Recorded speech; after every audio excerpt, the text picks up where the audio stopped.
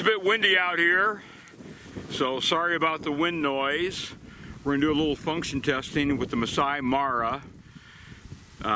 This is 1 ounce, 1180 feet per second federal top guns. Soft shooting 1 ounce load. We'll see how it cycles. I can tell you that the gun loads nice and smoothly. I mean, this is just a problem with several guns, not just inertia guns, but particularly with inertia guns. And the shells slide right in. So that's appreciated. Let's see how it does.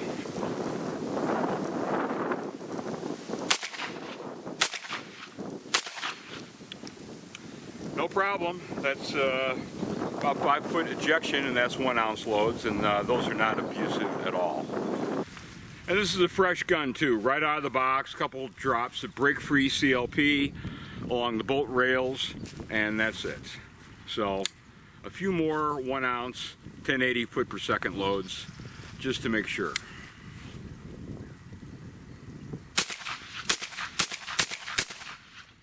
That's it. Works like a charm. They're all dropped in a nice neat little pile. These are 1 1/8 ounce Remington American Clay and Field, 1 1/8 ounce, 7.5 shot, 1200 feet per second. So a marginally higher intensity load, a heavier payload.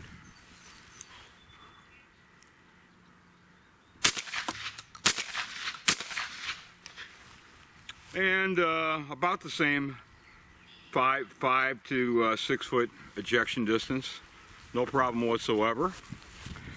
And the last shell we'll use for a function test is the new Federal.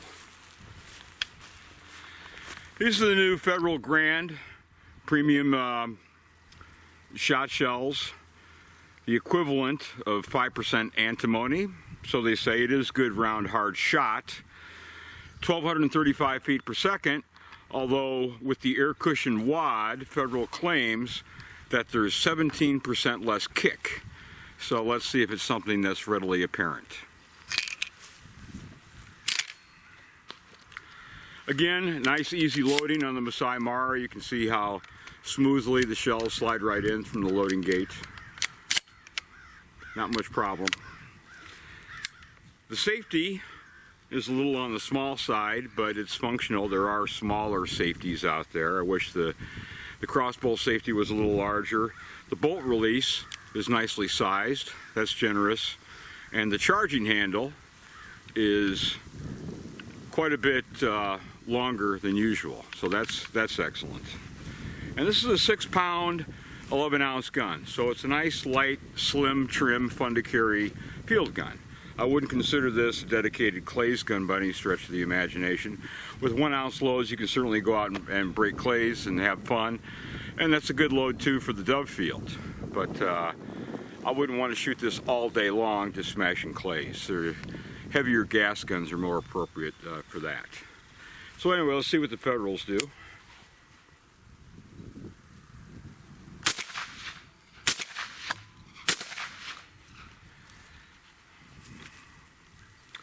I can't feel much reduction in recoil. It's about the same to me. Now they're saying 17% less kick. If it is, I can't feel it. Let's try a Remington 1200 foot per second, 1 1/8 ounce, followed by the Federal 1 1/8 ounce, 1235 feet per second. So if there's 17% less kick, you would think that it would be readily apparent, even though the Federal is a marginally faster 3-foot muzzle velocity shell.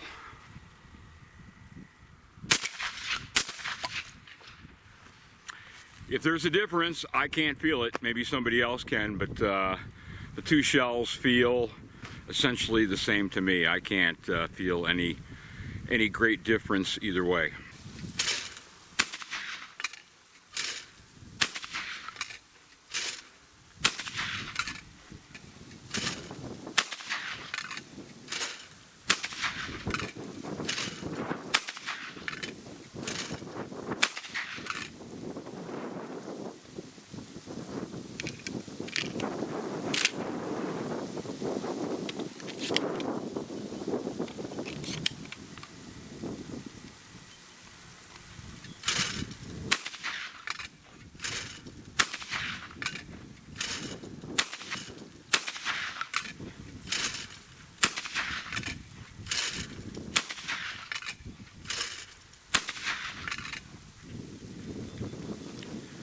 that's already 3 boxes of shells for this thing. The recoil isn't abusive at all. It's certainly manageable.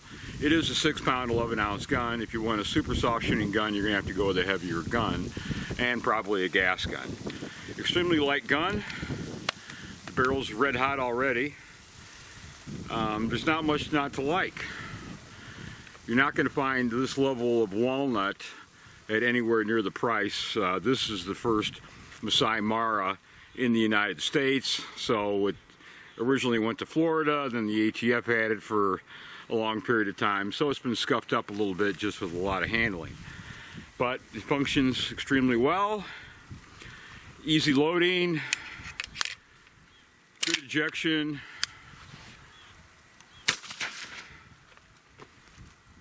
Not much going on in the shoulder at all with 1 1/8 loads. Although it's not a dedicated clays gun, you can certainly keep tuned up with it on clays.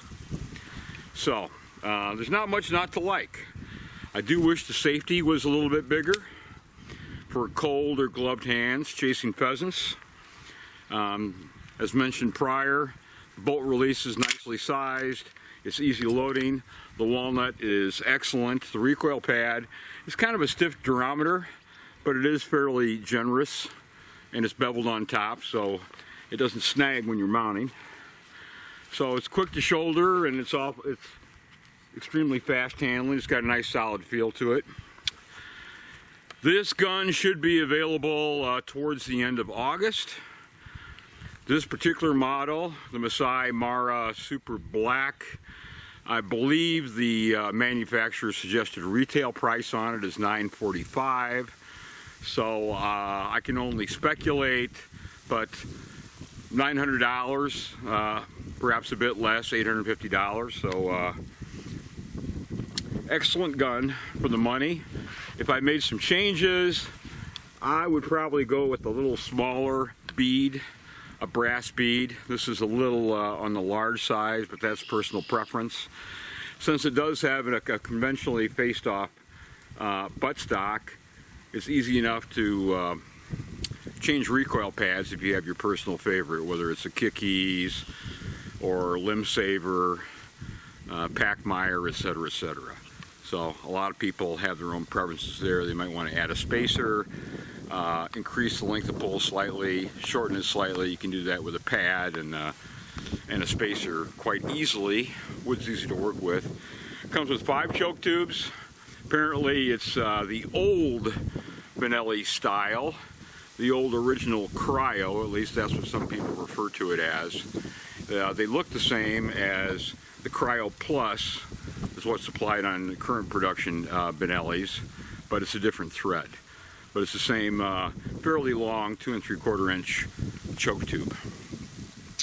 So you get 5 choke tubes, and it's a nice case. You get a snap cap, a full battery of shims, so if you want to change shims, that's easy enough to do as well, which some people like. Out of the box, really, it fits me pretty well. It comes up nice, and it's a nice flat shooting gun. It shoots essentially to point of aim. You know, people like to call it 50-50 or 55-45. That's what this gun does. Approximately 55-45, maybe an inch high at 40 yards, not much. Essentially shooting to point of aim. I've spent enough time talking about the loading. It is a 4-shot tubular magazine, plus 1 in the chamber, so 5 with the limiter in, which goes underneath the magazine cap. Obviously, you can turn it into a 2-shot magazine for hunting purposes, which is what you need in Illinois for doves and geese, whether they decide to migrate or not. Normally, the Camelon geese just stick around. I mentioned loading before, but it is pretty easy. You've got a big bolt here. It closes reasonably briskly. They slide right into the magazine. To unload, if you're hunting and you don't shoot anything, you can hit the shell stop here and take out the shells. So hit the shell stop twice. That clears your tubular magazine. and then you jack the remaining round out of the chamber, and you're done. So unloading is pretty easy too. There's not much to it. The advantage of the inertia gun is low to no maintenance, as long as you keep the rails of the bolt, the moving surfaces of the bolt, lubricated with just a drop of break-free CLP. They'll run dirty, they'll run for a long time, they'll run wet. There's not much to clean since you don't have a gas system. Like all recoil operated guns, including inertia guns or kinematic action, there is a bit more recoil than there would be with the similarly weighted gas gun. But like I said, these are 1 1/8, 1235 foot per second loads.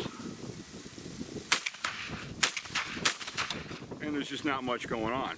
It's got a nice, firm, solid feel to it. So if you go too light, you go with a 6-pound 12 gauge, whether it's an over and under or something like a Benelli ultralight, those are brutal. I can't stand to shoot them. So that's just no fun. It's no fun even on the dove field. You certainly wouldn't be able to make it through a couple boxes of 1 1/8 loads. But with this gun you can. Like I said, I'm already